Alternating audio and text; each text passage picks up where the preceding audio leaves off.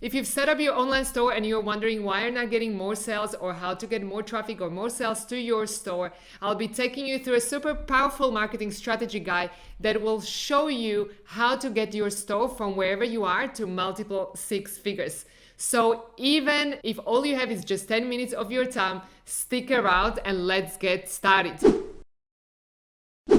Hey, my name is Silvia and together with my husband Kristen, we are the co-founders of the Traffic Ninjas. We are on a mission to help store owners just like you that get those consistent and predictable sales so that you don't have to worry where the steady income is going to be coming from. If you haven't subscribed yet, make sure that you hit the subscribe button, hit the bell notification, and do comment below. Let us know what questions you have and what you'd like to see next.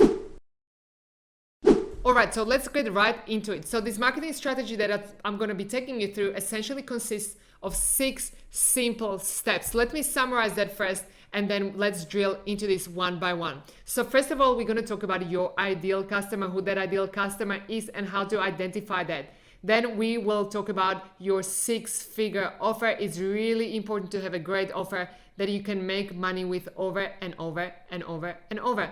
Then we'll talk about some shopping mechanics that you've got to have in place for your customers to essentially be ready to pull out their wallet and buy.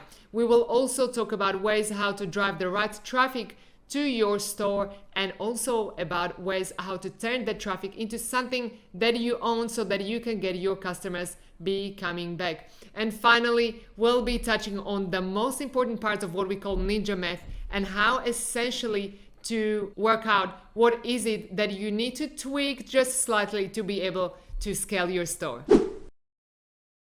All right, number 1, let's talk about your customer. So often when I speak to business owners and ask them, hey, who is your ideal customer? I get answers like, oh, my ideal customer can be anyone, maybe all women between ages 18 and 65. Well, if you're thinking about your customer this way, you essentially do not understand who that customer is. Why is that? Because a woman who is 18 years old versus a lady who is 65 years old communicates in a completely different way and purchases in a completely different way. And probably each of these purchases completely different products, okay?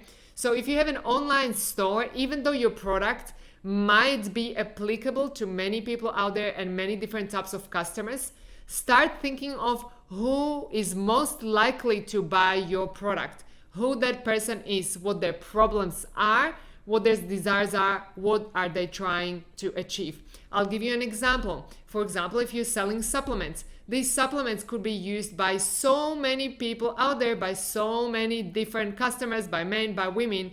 However, if you do understand what that supplement is for and find a specific problem that your customer cares about, then that's going to have a much higher perceived value. For example, if you're selling natural powders that could be used for many different things, but one of the benefits is weight loss, you're most probably going to be able to get many more sales if you just target women who, for example, just had babies and are trying to lose weight. That's going to be much more specific than just having like a general powder that can be used for all of these different things. And by the way, one of the benefits is also that you can lose weight. Can you see the difference? So understanding your customer and what the problem of that customer is that you can solve for is absolutely crucial. And honestly, if you don't know exactly who that person is, that's okay. You can learn that over time, just as long as you stick to one of the customer, as we call customer avatars first, and then elaborate that moving forward. You just want to avoid being a generic brand and everything to everyone, because essentially when you just end up being everything to everyone, it's really just a race to the bottom, and you are just like competing with Walmart and Amazon, and that's not what you want to do as a small business owner. Which brings us to the second point in our framework, and that's really making the right offer. So often I see entrepreneurs just essentially selling products, and you might be like, well, what's wrong with selling a product? I sell products. Sure, you sell products, but products end up being commodities. And when it's a commodity, again, the only leverage left for us is a price bid. So instead, you want to be crafting an offer that's unique to your business, and you want to be including inside this offer essentially something that is so unique to you that your customers cannot find it elsewhere. It could be a PDF document. It doesn't even have to be another physical product. It can be something that complements what that product is and what your customer really, really wants. This will also allow you to connect to your customer emotionally. How is that important? Because people essentially buy emotionally and they justify with logic, not the other way around. People do not buy logically, people do buy emotionally and justify with logic. So it's very important that you don't just sell a product, but that you're essentially selling offers that are emotional and you connect to your ideal customer on that emotional level so that they can then later with logic justify to pay the price, whatever you want to charge. All right, number 3, really important to have some basic shopping mechanics in place. Now, what does it mean? It also means that you might need to spy on your competitors. So often I ask our students, hey, have you checked your store? Yeah, I checked our store. I went through the checkout process, but I have not. When I ask, have you checked your competitors? Almost all the time I say I hear I haven't gone through my competitors' checkout process. So please do that. Please do spy on your competitors and make sure that you try that both from a desktop computer and also a mobile phone, because you'll be surprised what you're going to learn about simple shopping mechanics and some really small tweaks that you can make inside your store to essentially double, triple, and sometimes we've even seen quadruple your conversion rate purely by looking at the shopping process from customers' eyes perspective. Number 4, what you want to make sure is that you're doing is driving enough traffic to your store. Often entrepreneurs do not understand that an average conversion rate for an e-commerce store is between 1 to 2%. So what you want to make sure is that you're driving at least 100 new customers to your store every single day. And when I say 100 new customers, 100 of the right customers who are actually likely to purchase. And when you think about the different sources of traffic, some of you might be like, oh my God, but I don't have any money to spend on ads, or I don't want to go on Facebook, I don't want to go on Instagram. So what you want to understand is that there's essentially different sources of traffic that you can work on based on your personality, based on your preference.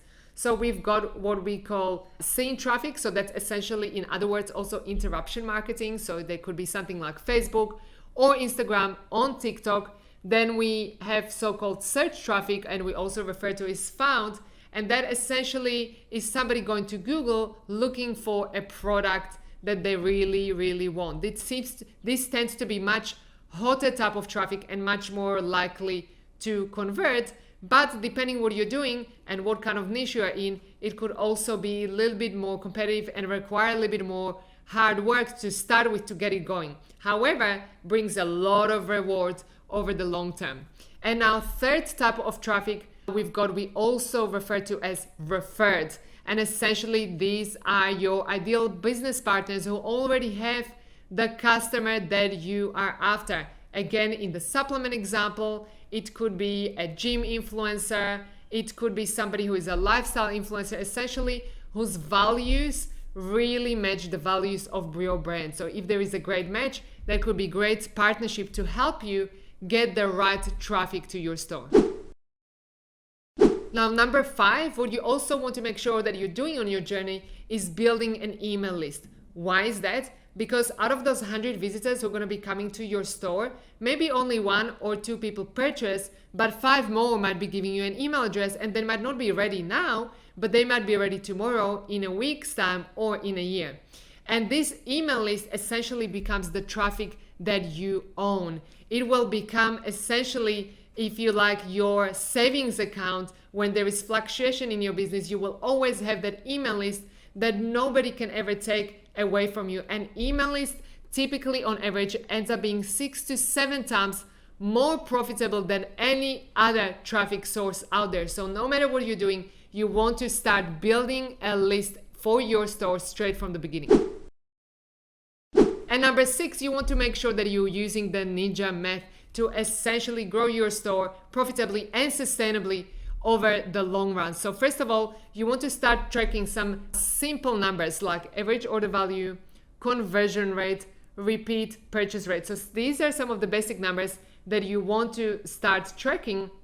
And also you want to start opening some basic analytical tools for your store, such as Google Analytics, Google Search Console, and also be having a look at your dashboard analytics inside your store.